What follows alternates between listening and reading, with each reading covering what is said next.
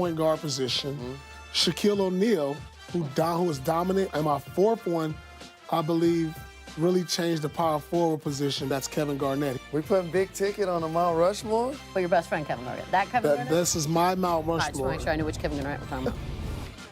I I mean, that's, yeah. NBA Countdown Off the Clock. YouTube, search it, ESPN Off the Clock, and get caught up on all the episodes. You put your best friend on. I think that's a fair question, Chauncey. Welcome back, NBA Countdown. We've got a Game 6 downstairs between the Warriors and Clippers. Round 1 is winding down as we get ready to kick off round 2 here over the weekend. But so far, if you had to name a player whose reputation has changed, whether it be positive, negative, what have you, who would you say so far? For me, James Harden. Because, you know, a lot of things, we said his rep was like he comes to the playoffs. He has some big moments, but he has those one moments. And he just he has those low moments. He almost kind of reconfirmed that in this Houston series. Like a deja vu moment. Yeah, and I'm like, as much as I believe in him, and he's one of the best players, if not the MVP this year, for a player of his caliber to be so great, average 36, like his highs and his lows are too far apart. You know, to be a guy who's historically putting up 30s to go 0 for 15. So has his reputation altered at all, or has it been the same? I just don't want to believe it. You don't know yet.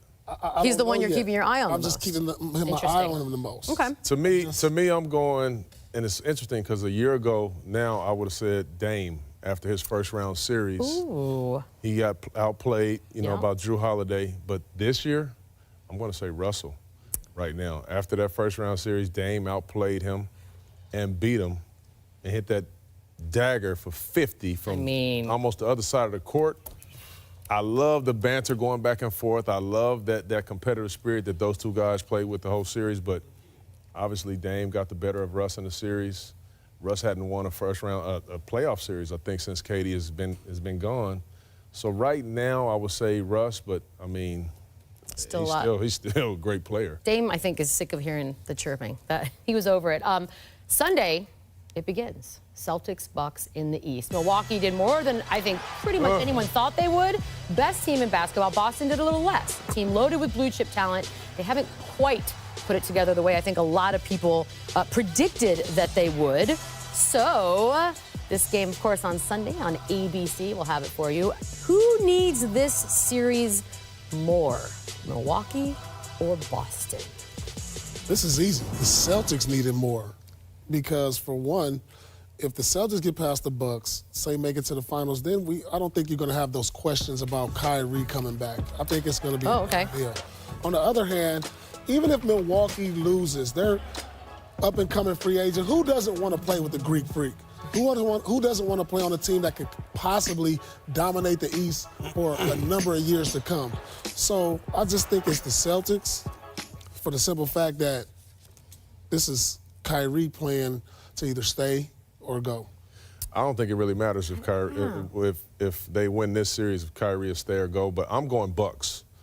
And almost for that reason. They have 3 guys in their starting lineup that are free agents. And in a small market like that, the one way that you can keep free agents and maybe also go get free agents is to win. That culture has been set. I just believe in what they've done all season long. They haven't let off the pedal. I'm going Bucks right there. I would have thought you would say Celtics too. Detail, by the way, if you haven't caught it yet, Kobe Bryant. ESPN Plus this week, he's going to break down Kyrie Irving's amazing play against the Pacers. You can start your free trial of ESPN Plus today, tonight, whenever.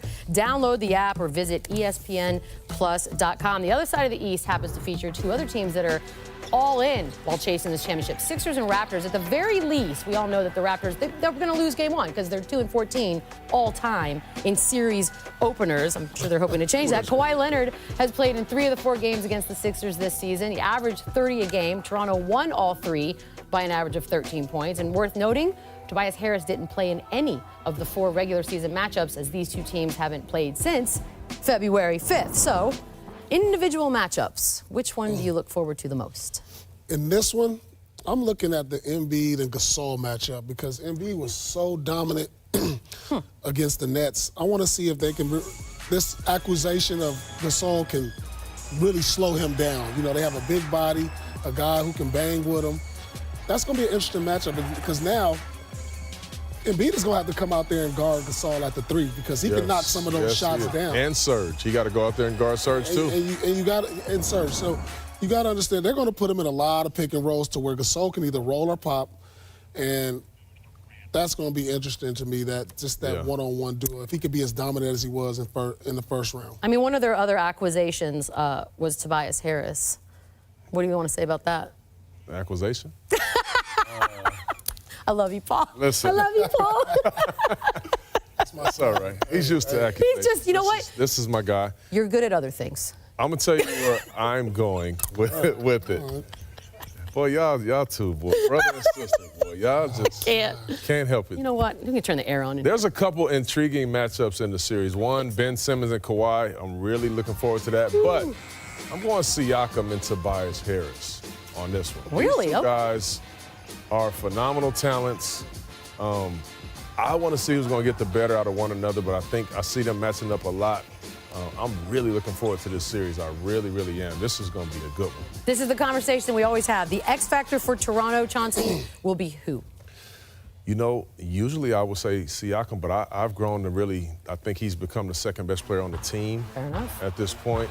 My X factor is going to be Kyle Lowry. Okay. Up and down a little bit in the series. I know what he's capable of doing. I think he'll have a huge series. He's going home to play. It's Philly. He's going to be that very, playoff very motivated. thing. And he just plays with a chip on his shoulder. I think he's going to have a huge series, and he's going to be the reason why they win the series. What about the other side? On the other side, on the Sixers? Yeah, sure.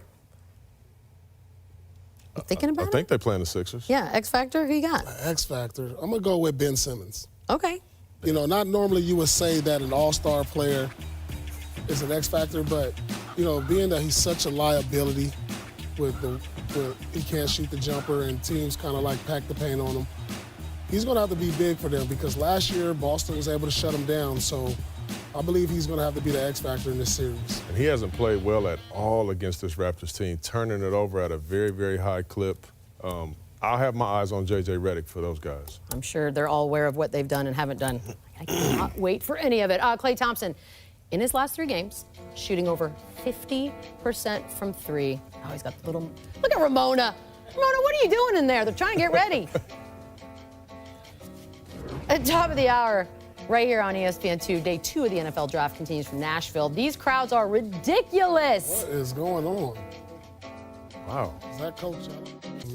Stop talking to me. Tonight's Rising Star brought to you by Mountain Dew Ice. Clippers rookie point guard Shai Gilgeous-Alexander, despite losing, scored 25 points in Game 4. That's the most by a Clippers rookie in postseason history.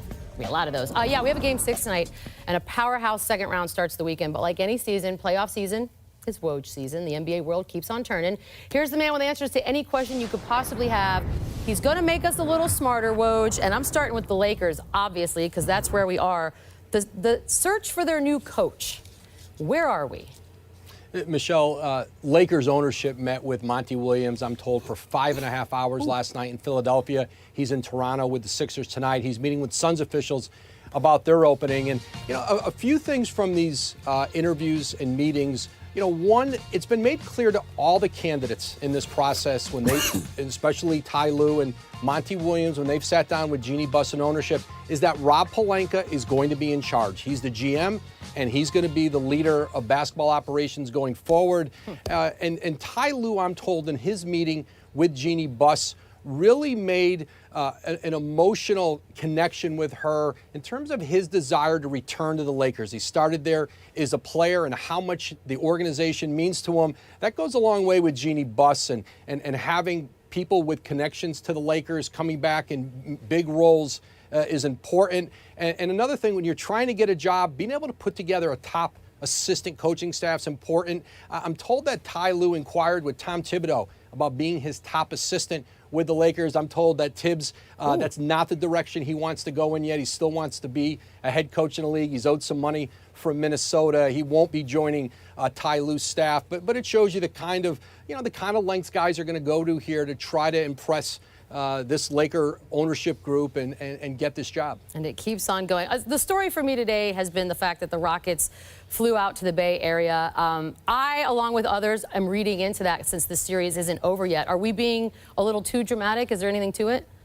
No, there's something to it. And listen, part of what the Rockets wanted to do in this is to kind of rile up the Clippers a little bit and say, hey, we're here. We don't think you're going to win Game 6. So we're here to get ready for Game 1 on Sunday. And what would the Rockets like to happen? They'd like to get that Clipper team a little angrier, a little more motivated.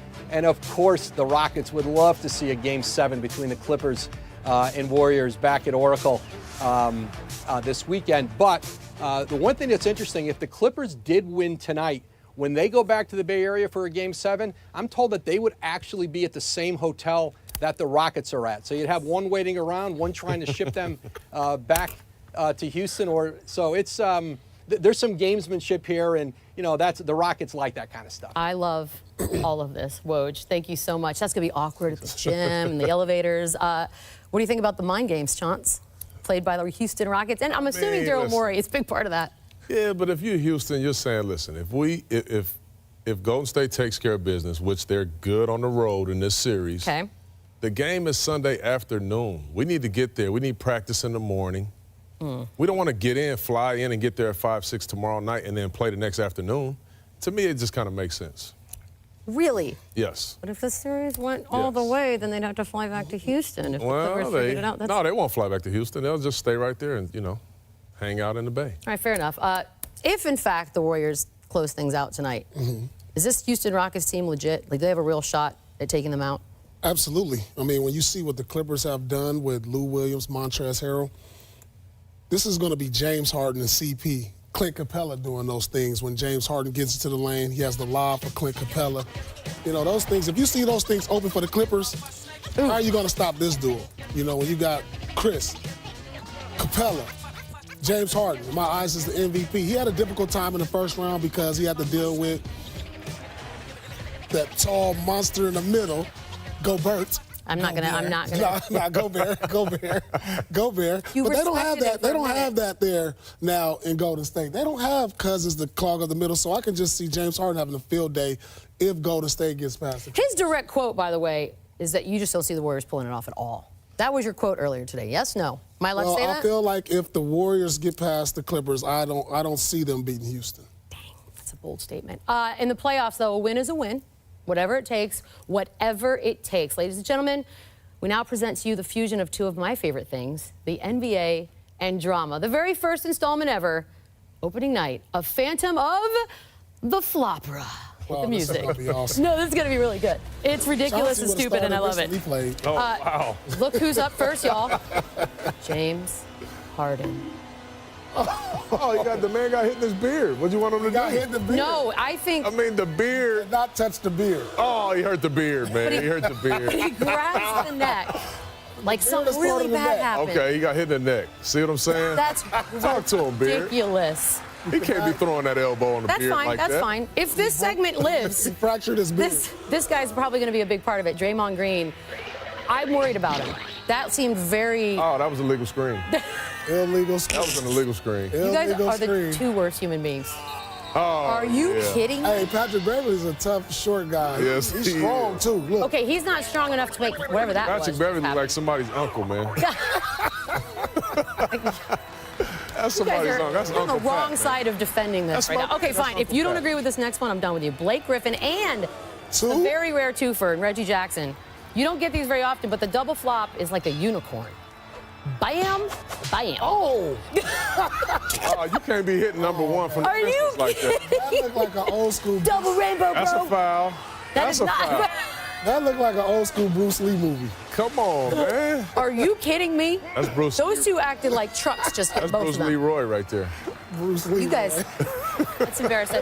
By the way, please help us out with my these. bad. If you see a flop as egregious as those and those words, despite what these two are saying, please just Twitter, hashtag Flopera. Phantom of Somebody the will see Flopera. it. I like Do you that. like it? I like that. Okay, good. I'm glad you do. Bill Wolf. At the top of the hour over on ESPN, Kevin Durant and the Warriors looking to close out this first round series against the Clippers. He is a playoff powerhouse. 9 career 40-point playoff games. Among active players, LeBron James 45, Miller. and they couldn't win? LeBron James got a couple more. Lou Will, best bench player in league history. We're going to take a look at how his journey has helped create the most dynamic duo in the NBA that does not start